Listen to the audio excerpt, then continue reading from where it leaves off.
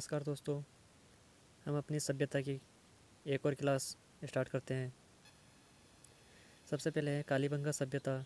कालीबंगा सभ्यता राजस्थान के हनुमानगढ़ जिले के गग्गर या सरस्वती नदी के तट पर स्थित सभ्यता है। कालीबंगा सभ्यता को दशरथ शर्मा ने सिंधु घाटी साम्राज्य की तीसरी राजधानी कहा है। कालीबंगा सभ्यता की खोज 1952 में अमलानंद घोष द्वारा की गई थी। 1961 में ब्रजवासी लाल, बीबी लाल व बालकृष्ण थापर यानी बी के थापर ने उत्खनन किया। कालीबंगा से जुते हुए खेत के अवशेष प्राप्त हुए हैं। कालीबंगा सभ्यता के लोगों का मुख्य व्यवसाय कृषि था। एक ही खेत में साथ साथ दो फसलों को उगाने के साक्ष्य भी यहाँ से प्राप्त हुए हैं। जुते हुए खेत के साक्ष्य उत्तर पश्चिम दिशा में मिले हैं।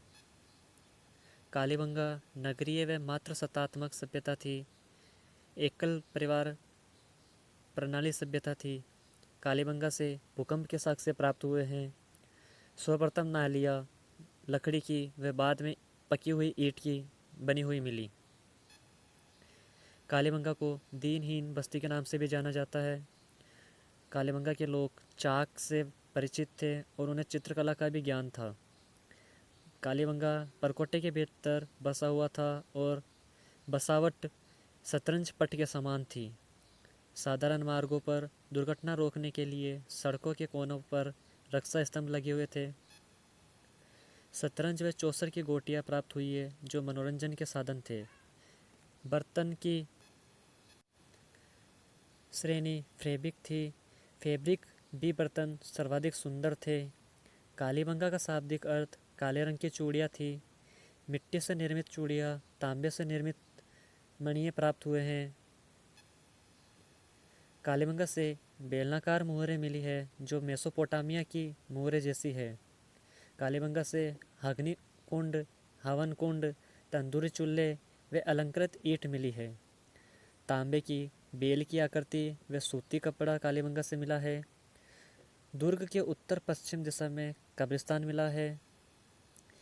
कालीबंगा में 3 प्रकार की समाधान पद्धतियाँ थी। कालीबंगा स्वतंत्र भारत का पहला स्थल है जिसका स्वतंत्रता के बाद पहली बार उत्खनन किया गया। संस्कृत साहित्य में बहुदान्य दायक क्षेत्र यही मिलता है।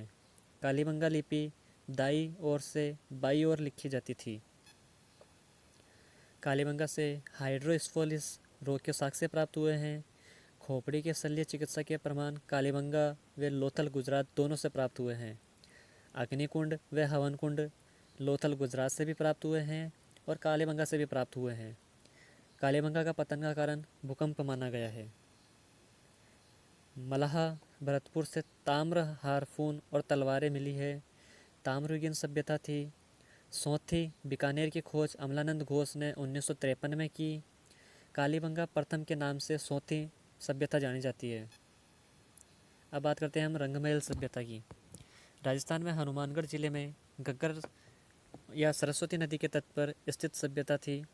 1952 से 1954 के बीच में हन्ना राइड जो स्वीडन के पुरातात्विक थे उन्होंने खोज की। स्वीडन के लुंड विश्वविद्यालय के पुरातत्व दल के हन्ना राइड, ओल्गर आर्बमैन, के एरिस्किन के नेतृत्व में यहाँ खुदाई हुई।